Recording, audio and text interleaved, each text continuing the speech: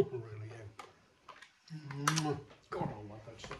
So good morning guys, today we are making a mulberry ice cream.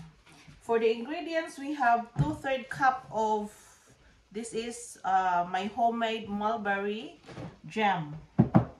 And we are going to make 600 ml thickened cream, a can of condensed milk. Yeah, that's alright.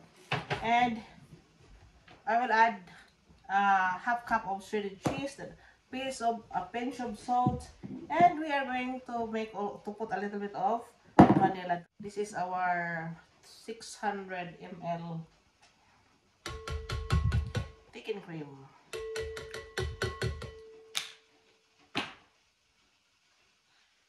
A pinch of salt, or just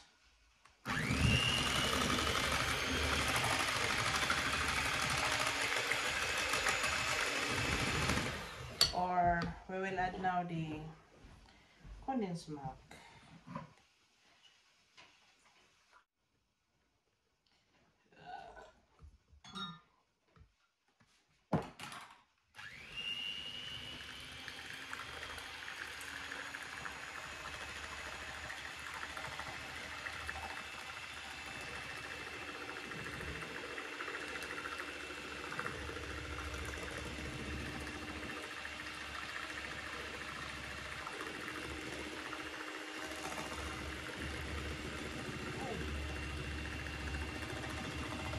Once again, yung vanilla bean extract ang ginagamit ko with seeds.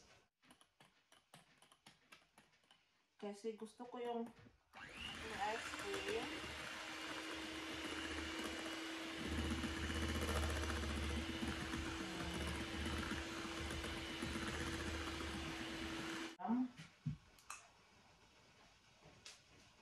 look at guys. Oh,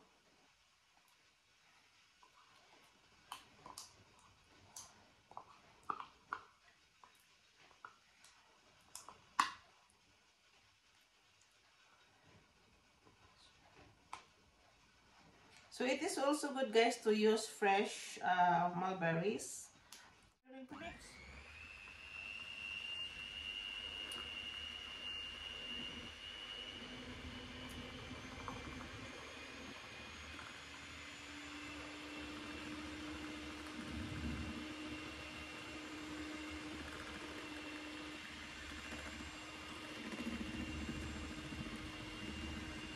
Look at the color niya guys.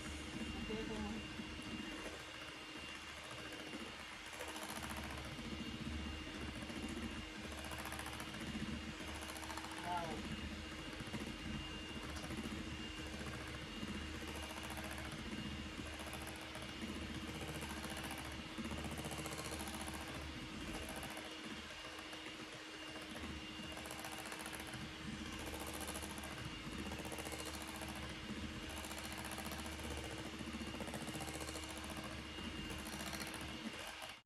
Double size na siya guys. Tapos we will add our cheese.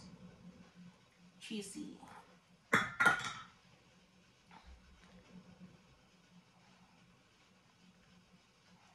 So this is a cheesy mulberry ice cream.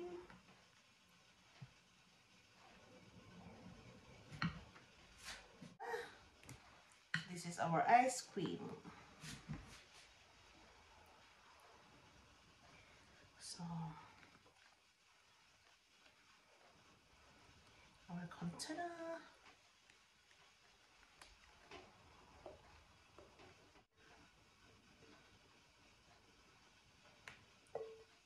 Tilo ko na to guys. Okay, sayang. So yes. Ang ginawa ko guys, ito siya.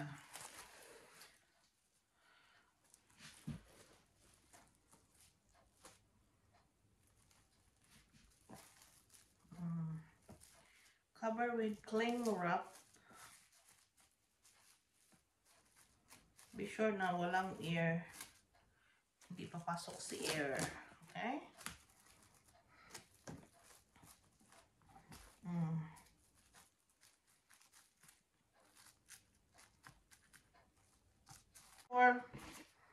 3 to 4 hours or overnight or hanggang mag-set. Then we will scoop later. Okay. Mulberry ice cream. So, ito siya.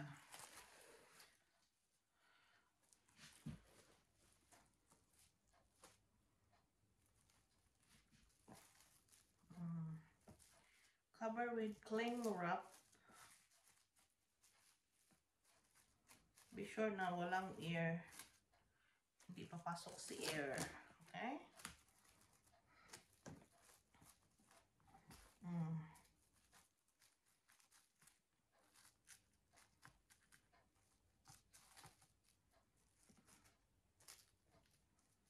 Ganyan siya, guys. Ganyan lang. Tapos, pwede din ganyan. But be sure na walang smooth. Yes, smooth. So now, guys, we will put this to our freezer for 3 to 4 hours or overnight or hanggang mag-set. Then we will scoop later.